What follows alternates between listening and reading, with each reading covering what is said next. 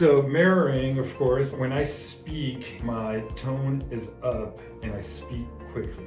The first two character traits of a D on the disc. If you're selling to me, you need to step up a little bit on your tone, right? Sound higher, and then speak quickly. You're mirroring me, and that's how you're going to best sell me, is by mimicking how I am. Whenever I go in sales mode, I'm standing, I have a mirror in my office, and it says smile written in lipstick on the very top. Because even though they can't see you on the other side, when you're smiling, they can hear that. When you're gonna buy something from somebody you like and you trust, making them laugh in the beginning.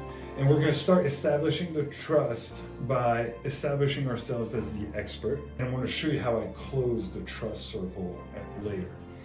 We've made them laugh, pre-screened them, we've established ourselves as the expert, and now I kind of give them the floor a little bit. And it's like, okay, and I start asking a bunch of open-ended questions. And usually during that time frame, I'm gonna dig in on the motivation. Why are we selling? Where are we going to? Imagine yourself in your new house. You've just moved in, everything's gone flawlessly, you love your new house. How do you feel right now? When you get them to picture where the finish line is, they automatically associate that happening with you. That is a huge, huge one, you know? So imagine yourself at the finish line, everything went flawlessly, you know? How do you feel?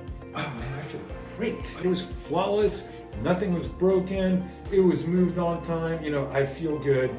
And in the back of their heads, that just happened with you. You get to give yourself the win at the very beginning. And usually, if you can get this far and ask them to visualize it, like you've got them as a client. Before I even show up at the house, I've got them as a client. When I start talking to you, it's not you, it's we, us. When we list your house, this is what we are going to do. Because we're a team, we're on the same side, and we're gonna get there. And I assume I'm your guy until you tell me you're not. I actually say that. I'm like, look, you know, you may talk to other people, you may not, but I'm your realtor.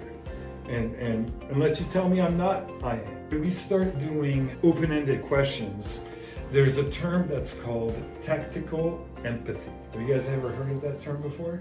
It's from a book called Never Split the Difference by Don Voss. You take any sentence that somebody says, you repeat the last three words in the form of a question. And it could be anything. And you're like, anything? Seriously, try it. Try it on your significant others, try it on your kids. It works. When you do that, people feel like you're really listening to them. Like you get them. But you get what they're trying to do, you get what they are, and the only thing you're doing is repeating the last three words that they just said in the form of a question. In the form of a question, and then it automatically, they keep on talking, and they keep on talking. And people love the sound of their own voice. And so on this, any sales call, you should be doing 25% of the talking, and they're doing 75% of the talking. The more talking they do, the better off you are. They don't want to hear your voice, they want to hear their voice. You just need to get the nuggets of information that you need, and then you let them talk. Once you start touching on the motivation through tactical empathy, you dig in there. Don't just take, okay, hey, we're moving there because it's gonna be closer to my job. How far are you from your job right now?